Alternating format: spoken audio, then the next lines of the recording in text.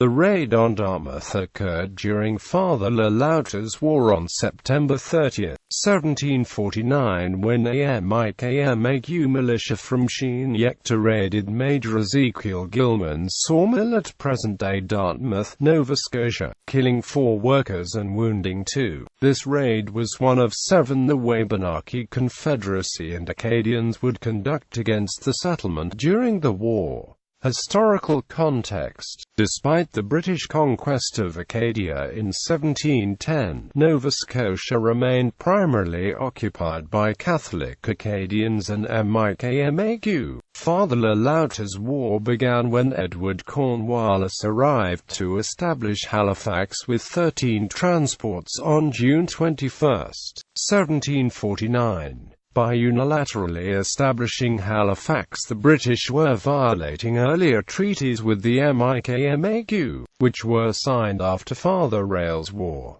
The British quickly began to build other settlements to guard against Mi'kmaq, Acadian and French attacks on the new Protestant settlements. British fortifications were erected in Halifax, Bedford, Dartmouth, Lunenburg and Lawrencetown. Despite the British conquest of Acadia in 1710, Nova Scotia remained primarily occupied by Catholic Acadians and Mi'kmaq. By the time Cornwallis had arrived in Halifax, there was a long history of the Wabanaki Confederacy protecting the land by killing British civilians along the New England-Acadia border in Maine. The Mi'kmaq saw the founding of Halifax without negotiation as a violation of earlier agreements with the British. On the 24th of September 1749, the Mi'kmaq formally declared their hostility to the British plans for settlement without more formal negotiations. Raids started at Canso, then Chignecto and then to present-day Dartmouth.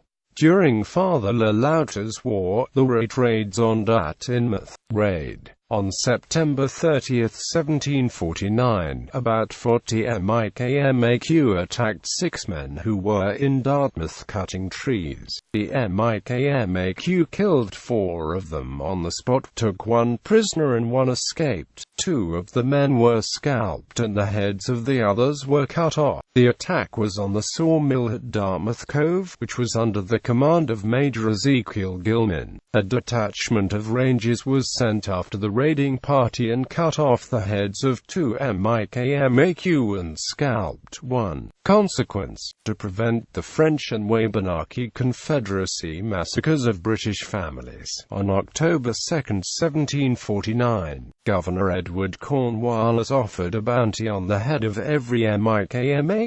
Prior to Cornwallis, there was a long history of Massachusetts governors issuing bounties for the scalps of Indian men, women, and children in response to the Wabanaki raids on British settlers on the New England-Acadia border. Cornwallis followed New England's example. He set the amount at the same rate that the Mi'kmaq received from the French for British scalps. The British military paid the Rangers the same rate per scalp as the French military paid the Mi'kmaq for British scalps. To carry out this task, Cornwallis raised 2 companies of Rangers, one led by Major Gilman and the other by Captain William Clapham. These 2 companies served alongside that of John Gorham's company. The 3 companies scoured the land around Halifax, looking for Mi'kmaq. Cornwallis also stationed 30 men guarding the sawmill over the following winter with 2 armed vessels. Gilman left unannounced to New England by April 1750.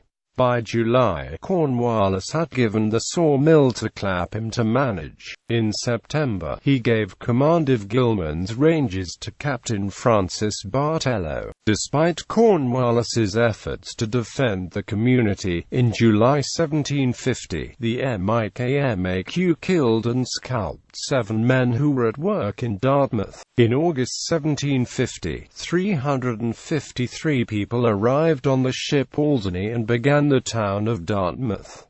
The town was laid out in the autumn of that year. The following month, on September 30, 1750, Dartmouth was attacked again by the Mikamaq, and 5 more residents were killed. In October 1750, a group of about 8 men went out to take the diversion, and as they were fowling, they were attacked by the Indians, who took the whole prisoners, scalped with a large knife which they were for that purpose, and threw him into the sea. In March 1751, the Mikamaq attacked on 2 more occasions, bringing the total number of raids to 6 in the previous 2 years. 3 months later, on May 13, 1751, Broussard led 60 Mikamaq and Acadians to attack Dartmouth again, in what would be known as the Dartmouth Massacre. Controversy. Mikamaq tribal historian Daniel N. Paul does not trust the British account of this raid. He dismisses the possibility that Mikamaq people would attack unarmed civilians and posits instead that the woodcutters were probably armed better than the Mikamaq. He also affirms the right of the Mikamaq to use military action to defend the land. In his book We Were Not the Savages, Paul writes, the question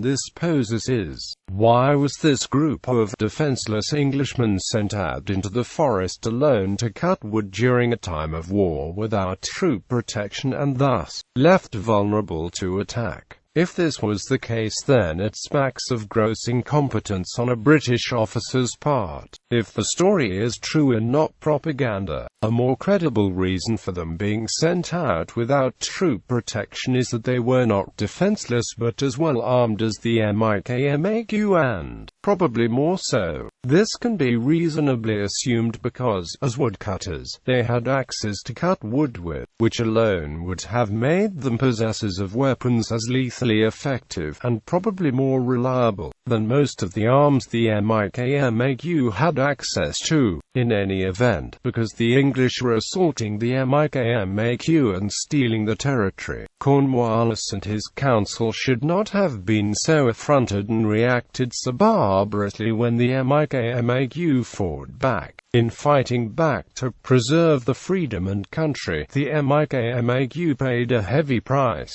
Paul asserts that Cornwallis used a few incidents such as these to justify his bounty proclamation. Cornwallis's decision to put a bounty on the Mikamaq did not pivot simply on the raid on Dartmouth in 1749.